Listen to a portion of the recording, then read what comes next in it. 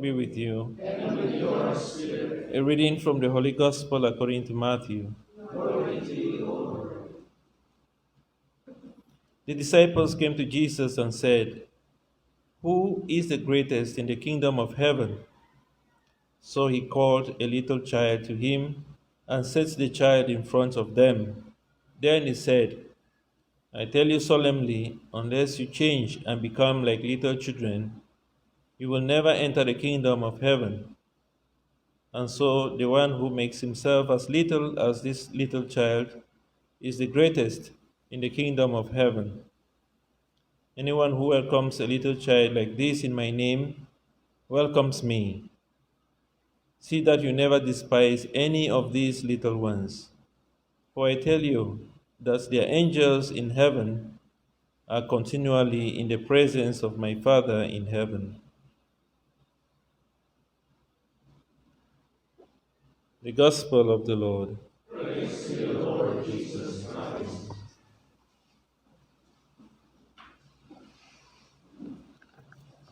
So today we celebrate the feast of the guardian angels.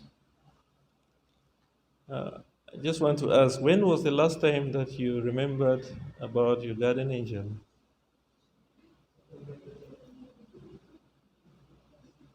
Yeah. It's a good question to think about because they are the closest friends to us. They are very close to us than we can ever think of or imagine. The closest friends to us. They are always with us when we are eating, when we are sleeping, everywhere that we go, until that day that we die, they are still with us. They never leave us. But the problem is that we do not remember them. We do not remember them. I remember when we were in primary school, there is a prayer to the guardian angel. And they taught us in elementary, it was like a rap even. You see, "Angel of God, my guardians here, to whom God's love entrusts me here. Ever this day be on my side, to light and guide, to rule and guide." Amen. We knew that prayer as kids. But now, how many people remember that prayer? And even if we remember it, how many people say it? You know what? Even these days, I realize there is now the new type of mask that has come out that you have to attach it to your neck so that you don't forget to take out your mask when you leave the home. So you attach it to your neck, to something, to your glasses or anything. And of course, we do not, at this time, because of the pandemic, we do not want to forget the mask at home. We want to carry it everywhere we go to keep safe, to protect ourselves. And that is all right. We want to also take our sanitizers, our alcohol, and make sure we take it everywhere we go because it's safe to carry those things. But we forget to call on the prayers, to the intercession of the guardian angels whenever we are going out. And then things happen outside, maybe accidentally, and I hit my car, maybe, and I say, "Oh God, what is this? Why should you allow me hit my car?" The question I should be asking myself is, did I pray to the guardian angels to guide me? And the psalm says it very well. The Lord has commanded his angels to keep you in all your ways, in Psalm 91, verse 11. And they say they would guard you and make sure that you do not strike your foot against a stone.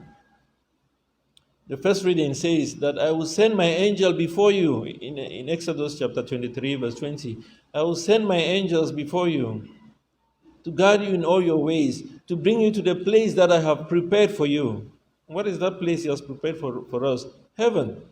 The angel is always there. He says, heed to him, listen to him at all times. And if you listen to him, if you obey my command, I will become an enemy to your enemy and a foe to your foes. It is important that when we carry our mask and we are going out and we are taking our alcohol, we should always ask the guardian angel, please keep away coronavirus from me. Keep me away from the places where you know that there is COVID.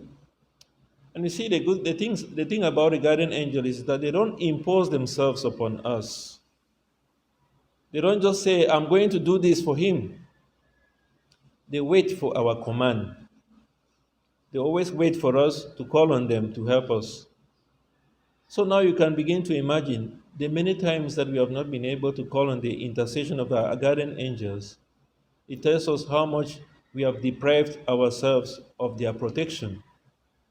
Something that such a blessing that God has given to each and every one of us, the gifts of our guardian angels, that we may call upon them at all times, and they always listen to us. And I was just imagining this. Imagine that all the guardian angels are meeting, all the guardian angels in the world, or let's not say the world, all of us here in the chapel, that our guardian angels, individual guardian angels, are going to have a meeting. And every guardian angel is going to read a minute or a report about a person is guarding. What is your guardian angel going to say about you?